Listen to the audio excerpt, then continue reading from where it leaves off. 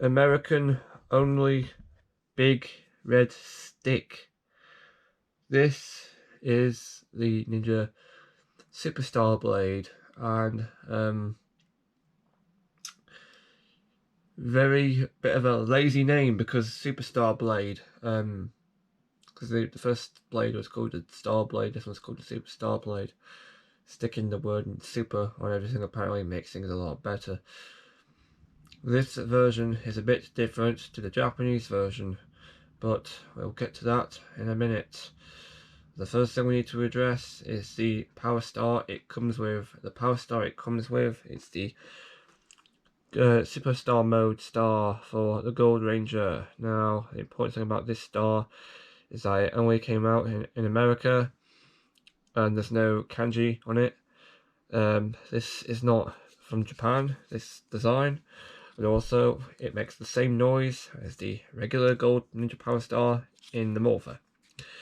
So this is effectively the same as the normal Gold Ninja Power Star. And now for the sword. This is basically the same. This is 90% the same as the normal Ninja Star Blade, which I've already reviewed on this channel. There's a different sticker though, but the molding is the same. They removed the shooter on the back, so I think that's a bit of an improvement, or I don't know. Molding's the same on the regular red part of the blade. The blue is a different colouring. I think there's a metallic finish for this part here, which I would show you if the light wanted to play with me, play ball. There we go, you can kind of see it, I think.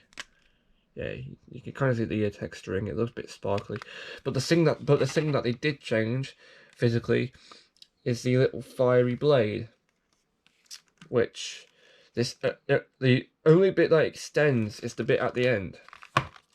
So if you press the trigger now, just like the regular Star Blade, the sword extends.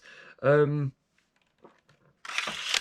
blade is the only thing that is different, because the original Japanese version, don't know what that was called actually because I've forgotten, had like a normal sword blade and it wasn't the fiery one, so I think they added the fire blade to fit with the whole fire theme of Super Ninja Steel, because they had the Line Fire, Morpher, Blaze, Megazord. So I thought they wanted to make this fire related. I mean, come on, I mean that's valid, of course. Of course, these buttons are molded detail just like the regular Star Blade, but we'll get to the noises this makes. This retains the 4 light up lights, but they kind of botched it, as you will see now. Turn it on. The kanji inside are different. I think that's to remain accurate to the Japanese material, where the kanjis are different on the different sword. Pressing the trigger, again, will give you one of 4 different noises.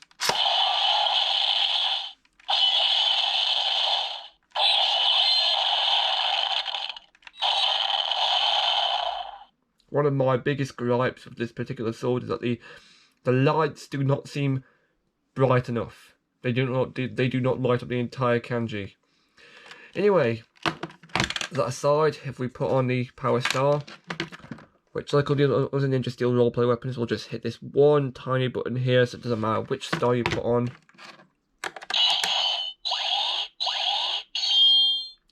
As you can see, they tried to keep up the lighting effect, but they did it too fast. I think it was better when it turned all slow. They did it fast too much, the sound effect time, but doesn't feel right when it's made too fast. Pressing the trigger will give you again 2 noises, just like this first Star Blade.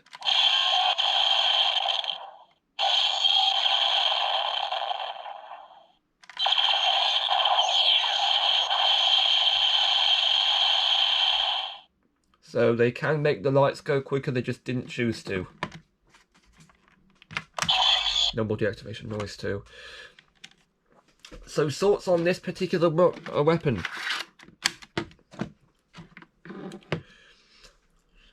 Power Rangers terms, I think it's a they tried basically, because they took the idea of flames and they added it to this. Yeah, I think they could have done a bit better. They could have added some more paint, like the first Star Blade, but I mean, they tried by doing the flame sword. I think they kind of went up themselves by removing the launcher on the back. So I mean, they did a good job on that idea. As for the Japanese aspect, I think no. I think in the ninja, the one thing I will say about that is that the fact that this idea warrants a power up weapon. No, I'm not gonna. No, I do not think that is a good idea. It's literally a repaint. That is not a good idea for a power up weapon. It should be different. It should be 100% different. It should not be a version of the same weapon, just coloured a bit different and new sound point. It should be an entirely different design. It shouldn't be whatever the hell this is. So well, I watched the Ninja and I really liked it. I liked it a lot more than Ninja Steel. Let's say that. And I mean, yeah, I understand the fans' gripes of the series, having the whole Last Ninja competition going on in the series doesn't feel right. But again, my personal gripe is that, with the weapons at least, this should not exist. It's a repainted weapon. They should have come up with a better design. They should have introduced a different kind of sword, or designed it a bit differently. If they wanted to keep the sword aspect, they could have made it a bit better. They could have even made it two swords, for goodness sake. Two swords that combine into like a double-edged Nagitana, I think it's called. Nagitana model. Yeah, they could have done that, and they didn't choose to. So why not? I'd also like to point out very quickly that the reason why, for the toys, the reason why this star was introduced is because it was called the Ninja Gekiatsu toy, I think, in the Ninja. That, in Japan, came with what would become the Ninja Nexus star in America. The Ninja Nexus star wasn't meant to be a Ninja Power Star, but it was a Power Star in Japan. It was not in America, so they had to have a different idea. And that's why the Superstar mode exists. It's literally a close change. It's nothing new. It's nothing exciting. It's just meh.